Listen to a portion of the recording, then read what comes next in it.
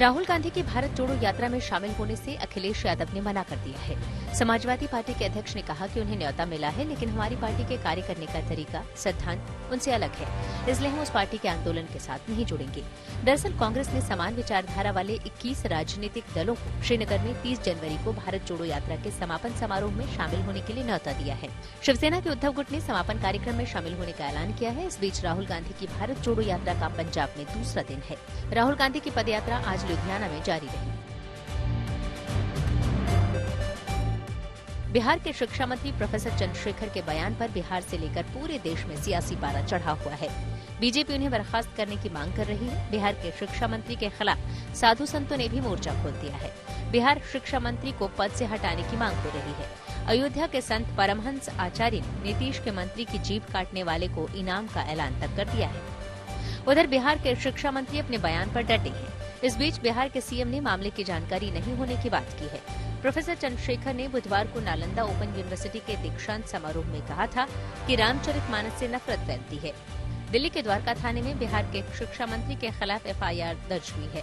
Supreme court के वकील विनीत जिंदल ने कराई है। बीजेपी के अध्यक्ष जेपी नड्डा ने पश्चिमी त्रिपुरा जिले में रोड शो किया। कार्यक्रम के दौरान बीजेपी के अध्यक्ष कांग्रेस और सीपीएम पर जमकर बरसे। उन्होंने कहा कि ये दोनों पार्टियां भ्रष्टाचार में पारंगत हैं और वो इसकी ट्यूशन भी दे सकती हैं। दरअसल बीजेपी त्रिपुरा विधानसभा चुनाव की तैयारियों में जुट गई है। त्रिपुरा में पार्टी के नेता लगातार दौरे कर रहे हैं। त्रिपुरा की 60 सदस्यीय विधानसभा के लिए इसी साल चुनाव होना है। पिछले चुनाव में भाजपा ने ऐतिहासिक जीत के साथ राज्य में पहली बार सरकार बनाई थी। इसके साथ ही राज्य में करीब 3 दशक से चला आ रहा वाम दलों का शासन खत्म हो गया था। बिहार के बक्सर में बवाल थमने का नाम नहीं ले रहा है। आज किसानों ने केंद्रीय मंत्री अश्विनी चौबे का जमकर विरोध किया। उनके काफिले पर पथराव किया गया। उनके खिलाफ नारेबाजी की गई। दरअसल अश्विनी चौबे किसानों के महापंचायत में शामिल होने के लिए बक्सर पहुंचे थे। उन्होंने करीब 10 मिनट भाषण दिया, लेकिन इसके बाद किसान उग्र हो गए। इस बीच बक्सर में चौसा के थर्मल पावर प्लांट में तोड़फोड़ और आगजनी को लेकर जमकर सियासत हो रही है। पक्ष और विपक्ष एक दूसरे पर आरोप लगा रहा है। बीजेपी के कई नेता पीड़ित किसानों से मिलने बक्सर पहुंच चुके हैं। 26 जनवरी से पहले दिल्ली पुलिस एक्शन में है। स्पेशल सेल ने जहांगीरपुर इलाके में छापा मारा और 2 संदिग्धों को हिरासत में लिया है। हिरासत में लिए गए एक शख्स का कनेक्शन कनाडा में बैठे खालिस्तानी आतंकी से है। सूत्रों के मुताबिक दोनों संदिग्ध किसी बड़ी साजिश की फिराक में थे और टारगेट किलिंग की प्लानिंग कर रहे थे। हिरासत में लिए गए दोनों संदिग्धों ने किसी बड़ी वारदात को भी अंजाम दिया हुआ है। दिल्ली पुलिस और खुफिया एजेंसियों की टीम दोनों संदिग्धों से पूछताछ कर रही है।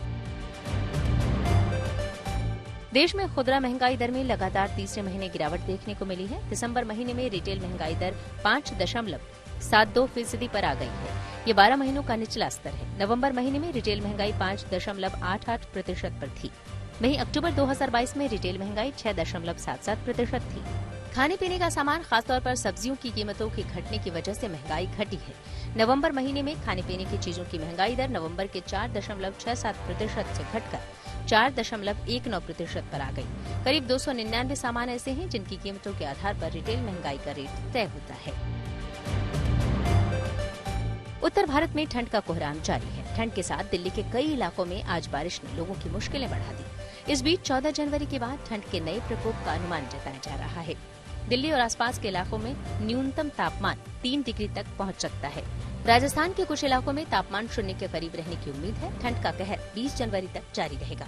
उधर पहाड़ों पर बर्फबारी का दौर जारी है। उत्तराखंड के केदारनाथ और बद्रीनाथ में जमकर बर्फबारी हुई है। वहीं जम्मू कश्मीर और हिमाचल में भी बर्फबारी हो रही है।